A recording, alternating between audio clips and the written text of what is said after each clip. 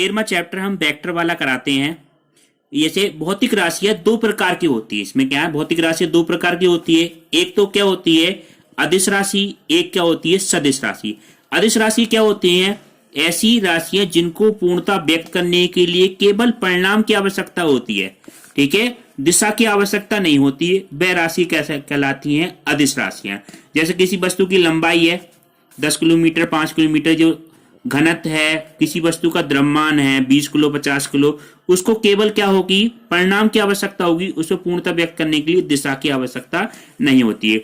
दूसरी बहुत सी राशि क्या कौन सी होती है, सदिश राशियां, वेक्टर क्वांटिटी, ऐसी राशियां जिनको पूर्णता व्यक्त करने के लिए परिणाम के साथ साथ दिशा की भी आवश्यकता होती है, वो सदिश राशियां कहलाती हैं। जैसे वेग है, बल है, त्वरण है, ठीक है, ये सब हमारी क्या कहलाएंगी सदिश राशियां कहलाएंगी। सदिशों के प्रकार कौन कौन से होते हैं, वेरियस टाइप्स ऑफ वेक्टर, ठीक है। एक होता है मात्रक इकाई सदिश, यूनिट वेक्टर भी कहते हैं इसे। इसका मान ऐसा सदिश जिसका परिणाम क्या हो एक इकाई हो, उसे मात्रक सदिश कहते हैं, ठीक है, जिसका परिणाम क्या हो एक इकाई, whose modulus is unity। जैसे इसको किससे डिनोट करते हैं, ए कैप से डिनोट करते हैं। ए कैप बराबर ए वेक्टर बटे वेक्टर का मापांक, उस वेक्टर के मापांक से हम भाग कर देंगे तो क्या आ जाएगा इकाई सदिश आ जाएगा। शून्य सदिश क्या होता है, जीरो और नल वेक्टर, जिस सदिश का मापांक शून्य हो उसे क्या कहते हैं हम शून्य सदिश कहते हैं। जैसे ए वेक्टर का मापांक क्या हो जीरो हो तो वो हमारा क्या कहलाएगा शून्य सदिश कहलाएगा। समदिश सदिश क्या होते हैं, दो सदिशों की एक ही दिशा हो, यानी दो या दो से अधिक सदिशों की एक ही दिशा हो तो वो क्या कहलाएंगे हमारे समदिश सदिश कहलाते हैं, ठीक है। अब आप देखें नेक्स्ट विपरीत सदिश, यदि दो सदिशों की अभिदिशा विपरीत हो तो वो क्या कहलाएंगे विपरीत सदिश कहलाएंगे। अब एक्स वाई जेड के अनुदिश इकाई सदिश क्या होते हैं, देखो X axis Y axis Z axis. X axis के अनुदिश इकाई सदिश होता है हमारा आई कैप, वाई एक्सिस के अनुदिश इकाई सदिश जे कैप, और जेड एक्सिस के अनुदिश इकाई सदिश क्या होता है के कैप, ठीक है। एक्स एक्सिस के अनुदिश आई, जे वाई के अनुदिश जे और जेड के अनुदिश के, इसका मापांक हमारा क्या आएगा एक आएगा। अब देखो स्थिति सदिश क्या होता है, ये बहुत इंपॉर्टेंट चीज है।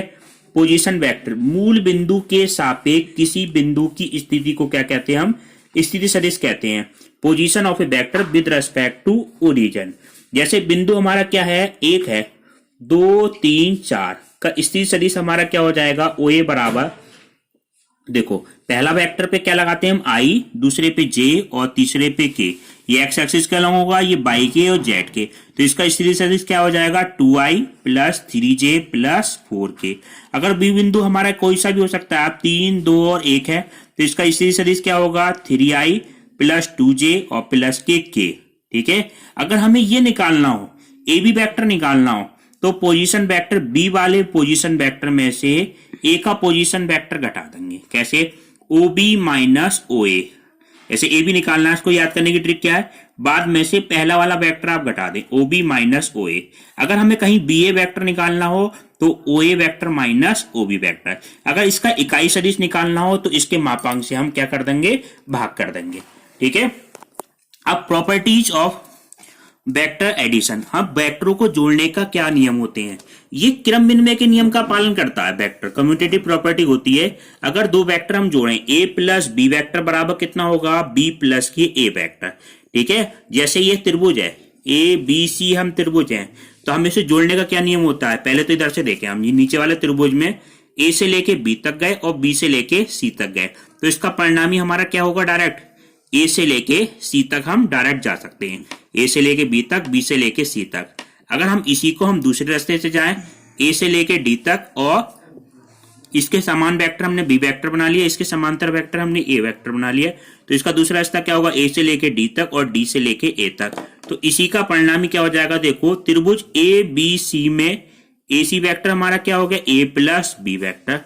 अगर त्रिभुज ए डी सी में ये ए सी वेक्टर क्या होगा ए से लेके डी तक और डी से लेके सी तक, तो ये आपस में क्या है तो परिणामी ए सी, तो ये दोनों आपस में क्या हो जाएंगे बराबर हो जाएंगे, तो ए प्लस बी वेक्टर बराबर बी प्लस ए वेक्टर, ठीक है। अब एक क्या होता है खंडसा सूत्र होता है, सेक्शन फार्मूला। अब जैसे हमने ये ए वेक्टर का स्थिति सदिश हमारा ए वेक्टर हो, बी वेक्टर का स्थिति सदिश बी वेक्टर हो, ठीक है। इसका अंतःविभाजन आर बिंदु है जो इसको क्या कर रहा है, अंतःविभाजित कर रहा है, तो इसका हमें स्थिति सदिश निकालना है। ये m अनुपात n विभाजित कर रहा है, तो इसका सूत्र होता है ओ आर वेक्टर बराबर m गुणा position vector b plus n गुणा पोजीशन वेक्टर a बटे नीचे m प्लस n। अंतःविभाजन में यहाँ पे क्या आता है, प्लस आएगा, और बाह्य विभाजन में बिल्कुल सूत्र यही रहेगा, प्लस की जगह क्या हो जाएगा, माइनस। ये बिंदु यहाँ पे क्या होगा, इस लाइन से बाहर होगा, ठीक है। ये अंतःविभाजन के सूत्र है। ऐसी बाह्य विभाजन के लिए देखो, ये बिंदु हमारा क्या हो जाएगा, आर बिंदु बाहर m अनुपात n में होगा, तो ओ आर के स्थिति सदिश हो जाएंगे m गुणा position vector b minus n गुणा a बटे m माइनस n। बिल्कुल वही सूत्र है। अब एक्सरसाइज 13.1 कराते हैं आपको, ठीक है। ये बिल्कुल सिंपल एक्सरसाइज है, सदिशों के परिणाम का परिकलन करना है, ठीक है। जैसे ए वेक्टर है हमारा, तो A vector i plus j plus k सदिशों के परिमाण का परिकलन करना है, ठीक है, मॉडुलस निकालना है। जैसे हमारा ये वेक्टर है, ऐसे आप समझिए ए वेक्टर हमारा ये है i प्लस जे प्लस के, और इसका मॉडुलस निकालना है। तो मापांक हम किस तरह से निकालते हैं, तो अंडर रूट के अंदर i के गुणांक का स्क्वायर, i का गुणांक कितना, एक का स्क्वायर, j के गुणांक का स्क्वायर, ये एक का स्क्वायर, और k के गुणांक का स्क्वायर, एक का स्क्वायर, ये कितना हो जाएगा, 1 प्लस 1 प्लस 1 बराबर अंडर रूट के अंदर 3, ठीक है। इस तरह से हम किसी भी वेक्टर का हम परिणाम निकाल सकते हैं, चाहे कोई सा ही वेक्टर हो, i के गुणांक का स्क्वायर, j के गुणांक का स्क्वायर, k के गुणांक का स्क्वायर। ऐसे आपने आप क्या कराया, बी वेक्टर जैसे 2i minus 7j minus 2k, तो ये क्या करेंगे, 2 का स्क्वायर कितना हो गया, 4, माइनस 7 का स्क्वायर 49, और माइनस 3 का स्क्वायर 9, तो इसको जोड़ के अंडर रूट के अंदर कितना आ गया, आंसर अंडर रूट के अंदर 62। आप देखें नेक्स्ट क्वेश्चन इसका ये है, दूसरा क्वेश्चन। क्वेश्चन में क्या पूछा है, देखो, समान परिणाम वाले दो विभिन्न सदिश लिखने हैं, ऐसा सदिश जिनके परिणाम क्या हो, समान हो।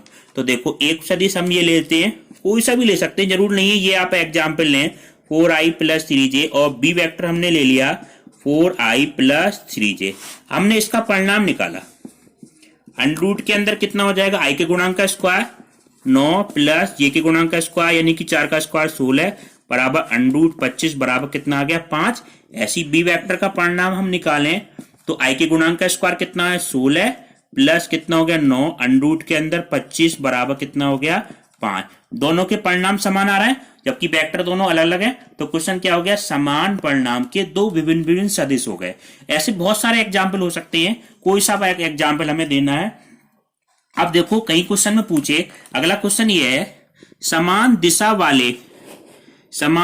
वाले दो विभिन्न सदिश लिखने हैं जिनकी दिशाएं तो क्या हो, समान हो, मगर क्या हो, दो विभिन्न विभिन्न सदिश हो। तो इसको हम किस तरह से लेते हैं ये समझे आप। जैसे एक सदिश हमने ले लिया, ए वेक्टर बराबर i plus 2j plus k, ठीक है, और बी वेक्टर हमने ऐसे लिया, इसका दुगना करके लिख लो आप, दुगना ले लो, तिगना ले लो, किसी तरह से ले लो, 4j और प्लस के कितना है 2k। अब इसको हम क्या करें, हम दो कॉमन ले लें, दो कॉमन लेने के बाद कितना हो जाएगा, i plus 2j plus k। ये वेक्टर हमारा क्या बन गया, ए वेक्टर बन गया, तो 2 इंटू ए वेक्टर, तो ये हो गया हमारा बी वेक्टर बराबर 2 इंटू ए वेक्टर।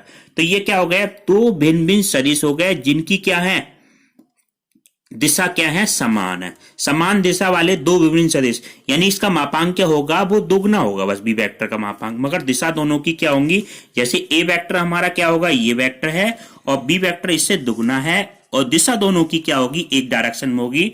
दुगना हो सकता है, तिगना भी हो सकता है, यहाँ पे माइनस भी आ सकता है, तो दिशा अलग हो जाएगी, मगर ये इस तरह से वैल्यू लेनी है हमें, दुगना तिगना किस तरह से भी वैल्यू हो सकता है, कांस्टेंट वैल्यू आ जाएगी, ठीक है।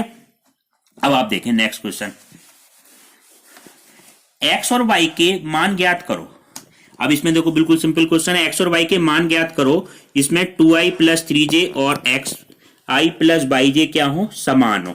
जैसे ये है आपका xi 2i प्लस yj बराबर कितना हो, xi प्लस yj, ठीक है, ये समान दे रखे हैं, तो इसमें बस क्या करो, गुणांकों की आप तुलना कर लो।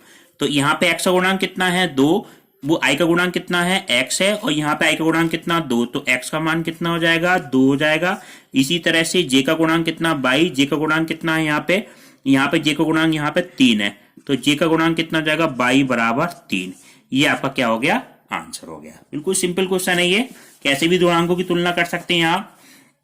अब देखो, एक सदिश का प्रारंभिक बिंदु कितना है, 2,1 और अंतिम बिंदु कितना है, माइनस के 5,7 है। उस सदिश, इसके सदिश और अदिश घटक ज्ञात करो। सदिश और अदिश घटक हमें ज्ञात करने हैं। क्वेश्चन में क्या दे दिया, ये प्रारंभिक बिंदु क्या दिया है, जो 2,1 और जहां पर एंड हो रहा है वो बिंदु क्या है, -5,7।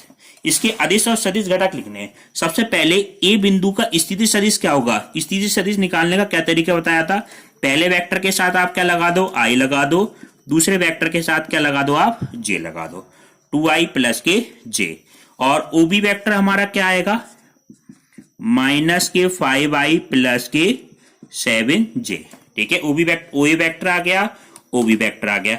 अब हमें देखो निकालना क्या है, पहले ए बी वेक्टर निकालो। ए बी वेक्टर क्या बताया था, बी के पोजीशन वेक्टर में से ए का स्थिति सदिश, ए का पोजीशन वेक्टर घटा दो, तो बी वाले में से ये घटाना है। तो ये वैल्यू कितनी है, -5i plus 7j minus 2i minus j। तो घटाएंगे कितना चाहिएगा, -7i और प्लस का 6j। तो ये ए बी वेक्टर आ गया। अब ए बी वेक्टर में देखो हमें क्या लिखना है, क्वेश्चन में अदिश और सदिश घटक लिखने हैं। तो अदिश घटित क्या होगा, अदिश घटक, अदिश घटक क्या होते हैं, केवल परिणाम की आवश्यकता होती है, दिशा की आवश्यकता नहीं होती है। तो इसका परिणाम देखो -7 और 6 ले लेंगे। अब सदिश घटक क्वेश्चन में पूछा है सदिश, तो परिणाम के साथ साथ दिशा की भी जरूरत पड़ेगी। तो -7 है तो -7 किस दिशा में है, आई, और दूसरा 6j।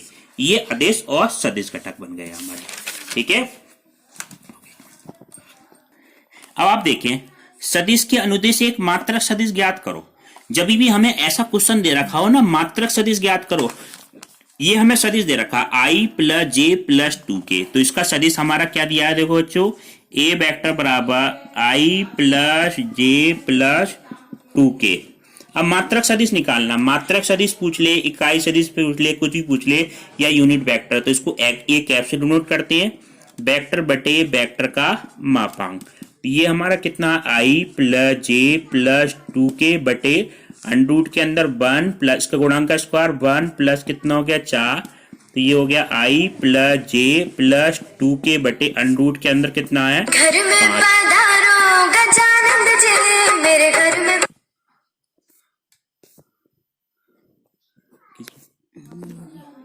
ठीक है, तो अंडरूट के अंदर कितना हो गया, 5 हो गया।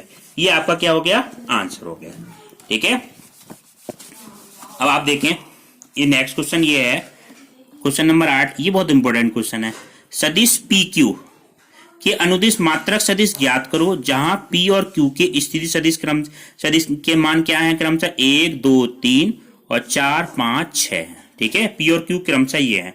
अब देखो बिंदु पी हमें क्वेश्चन क्या दे रखा है, ये दिया हुआ है 1 2 3, और क्यू बिंदु हमें क्या दे रखा है, 4 5 6, दो बिंदु दे रखे हैं। सबसे पहले क्वेश्चन में पूछा क्या, पी क्यू के अनुदिश मात्रक सदिश पूछा है, तो पहले पी क्यू वेक्टर निकालो। तो पी क्यू वेक्टर कैसे निकलेगा, स्थिति सदिश i plus 2j plus 3k, और ओ क्यू वेक्टर क्या बन जाएगा, जो 4i प्लस 5j और प्लस 6k, ये बन गया। तो पी क्यू वेक्टर हमारा क्या बन जाएगा, पी क्यू वेक्टर हमें निकालना होगा, तो कैसे निकालेंगे, O Q minus O P. तो इसमें से ये वाला वेक्टर घटा दो, पी क्यू के स्थिति सदिश, तो पहले पी क्यू वेक्टर निकालना पड़ेगा। तो ओ क्यू माइनस इसमें से ये घटाएंगे तो कितना आ जाएगा, 3i, बस जे में से ये वाला घटाओ, घटाना बिल्कुल सिंपल है इसका। ये कितना हो जाएगा, 3j, और 6 माइनस 3 तो कितना आ गया, 3k। ये पी क्यू वेक्टर आ गया।